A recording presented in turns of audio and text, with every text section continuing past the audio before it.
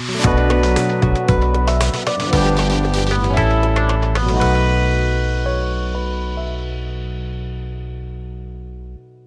मार्च को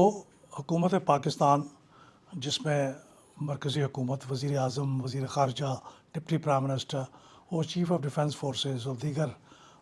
काम शामिल हैं, उन्होंने पाकिस्तान के पार्लियामेंट्री लीडरशिप को और कायदीन हिज़्ब इख्तिलाफ़ को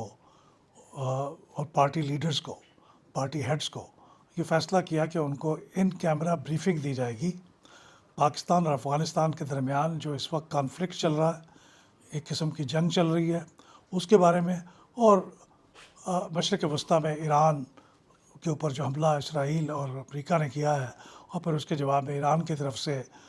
गल्फ़ के दीगर मुल्कों के ऊपर, सऊदी अरब के ऊपर, बहरीन के ऊपर, यूएई के ऊपर,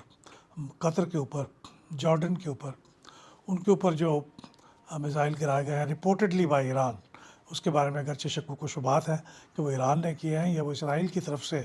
गिराए गए ताकि शुबहात पैदा हों, उसके बारे में यकीन से नहीं कहा जा सकता। लेकिन बहरहाल ये एक बड़ी अहम पाकिस्तान के लिए रैमिफिकेशंस वाली जंग है। इसके ऊपर हुकूमत ने, वज़ीर ख़ारजा ने एक रोज़ पहले सेनेट के अंदर एक पॉलिसी स्टेटमेंट देते हुए कहा था कि अब इसके बारे में बहुत सी बातें तो मैंने सेनेट के अंदर पॉलिसी स्टेटमेंट के अंदर कर दी हैं, लेकिन कुछ ऐसी बातें भी हैं जो पब्लिकली नहीं की जा सकती हैं, और उसके लिए मैं इन कैमरा सेशन में तमाम पार्टियों के लीडर्स को और तमाम पार्लियामेंट्री पार्टीज़ के हेड्स को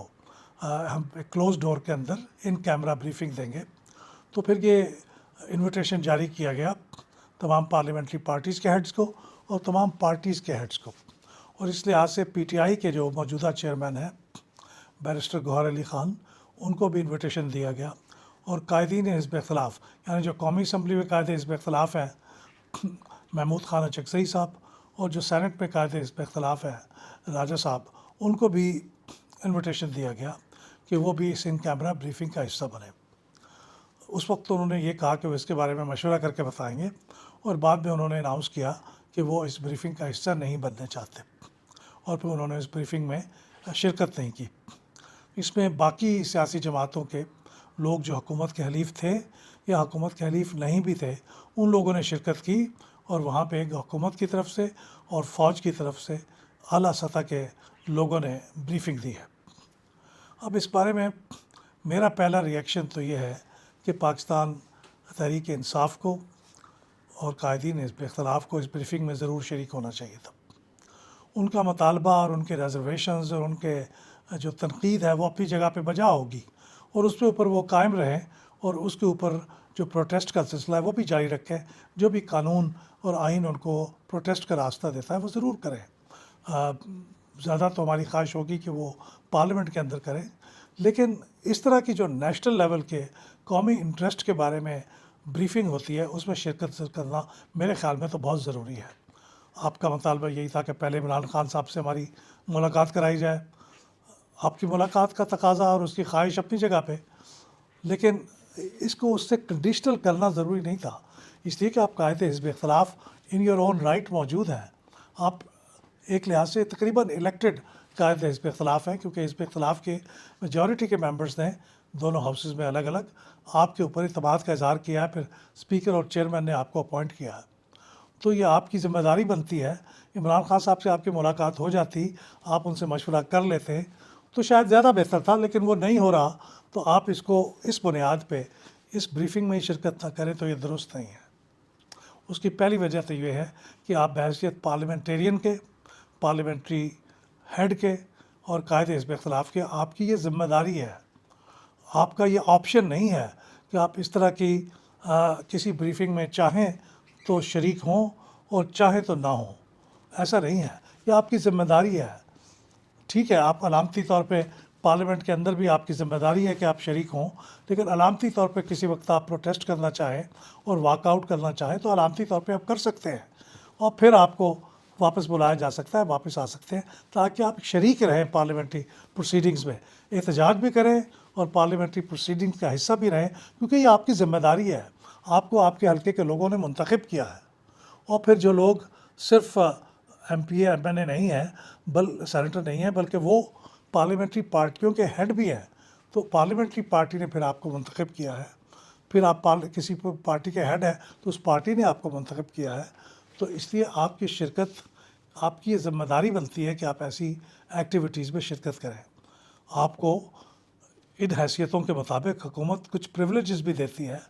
آپ کی کچھ الاؤنسز دیتی ہے۔ اب مثال کے طور پہ قائد حزب اختلاف قومی اسمبلی میں ان کا درجہ منسٹر آف اسٹیٹ کے برابر ہوتا ہے، اور ان کو منسٹرز انکلیو میں ایک رہائش گاہ بھی دی جاتی ہے، ان کو کچھ عملہ بھی دیا جاتا ہے، ان کو کچھ سہولتیں بھی دی جاتی ہیں، گاڑی بھی فراہم کی جاتی ہے، ڈرائیور بھی دیا جاتا ہے۔ یہ سارا اس لیے ہوتا ہے کہ آپ کی ایک ادارہ جاتی حیثیت ہے،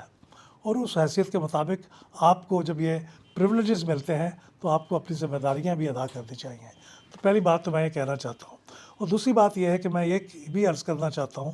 کہ پی ٹی آئی کے جو لیڈرز تھے جنہوں نے اس بریفنگ میں شرکت نہیں کی، ان کو میرے خیال میں مولانا فضل الرحمان صاحب سے بھی کچھ سیکھنا چاہیے۔ مولانا فضل الرحمان صاحب اگرچہ ماضی قریب میں حکومت کے اوپر سخت تنقید کرتے رہے ہیں، کئی معاملات میں انہوں نے پی ٹی آئی کے ساتھ مل کے حکومت کے خلاف تنقید کی ہے،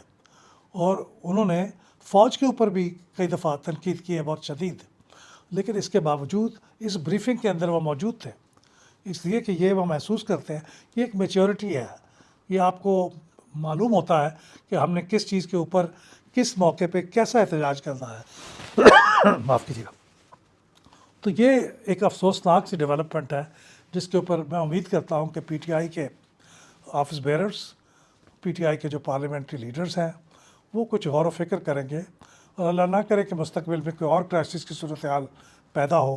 اور پھر اس طرح کی کسی بریفنگ یا صلاح مشورے کی ضرورت پیش آئے۔ لیکن اگر ایسا آئے تو ان کو اس کے پیش نظر ایسی ہر بریفنگ کے اندر شریک ہونا چاہیے، اس کے اندر وہ اپنی رائے جو مناسب سمجھتے ہیں اس کا اظہار کریں، حکومت سے جو سوال کرنا چاہتے ہیں وہ کریں،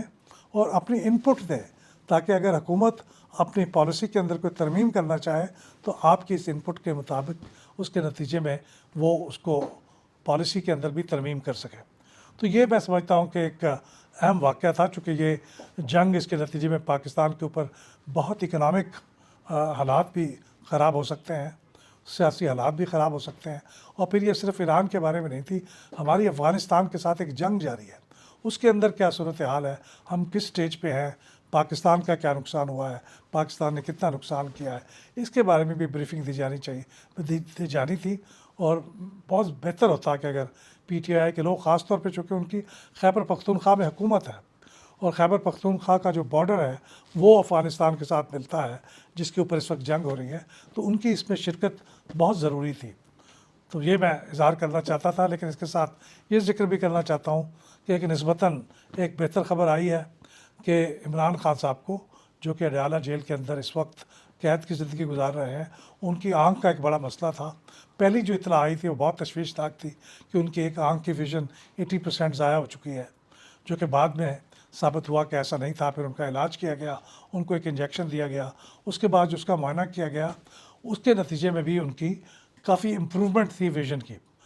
اور اب یہ جو دوسرا انجیکشن دیا گیا ہے اس کے بعد کل اڈیالہ جیل میں ان کی 2 ڈاکٹروں نے ان کا معائنہ کیا ہے، ایک شفا آئی ہاسپٹل کے کنسرنڈ ماہر ہیں، اور ایک پمس کے ڈاکٹر ہیں جو آپتھمالوجی کے انچارج ہیں، ان دونوں نے معائنہ کیا ہے۔ اس کے بعد پمس نے اس کے بارے میں ایک پریس ریلیز جاری کیا ہے جس میں انہوں نے کہا ہے کہ عمران خان صاحب کی ویژن ریمارکیبلی امپروو ہوئی ہے ان 2 انجیکشنز کے بعد۔ تو یہ بہت اچھی خبر ہے، اگرچہ پی ٹی آئی ان کی اس اعلامیے کو نہیں مانتی، لیکن ان دونوں میں سے ایک ڈاکٹر ایسے ہیں جو پی ٹی آئی کے سیکرٹری جنرل سلمان اکرم راجہ صاحب کے بقول ان کی طرف سے، پی ٹی آئی کی طرف سے نامزد کیے گئے تھے، تو اس لیے ان کے اوپر ان کا اعتماد نہ ہونا سمجھ میں نہیں آتا۔ لیکن میں امید کرتا ہوں کہ واقعی عمران خان صاحب کی جو ویژن ہے وہ ریمارکیبلی امپروو ہو گئی ہو، وہ نارمل ہو جائے، اور اللہ تعالیٰ انہیں مکمل صحت دے۔ آمین۔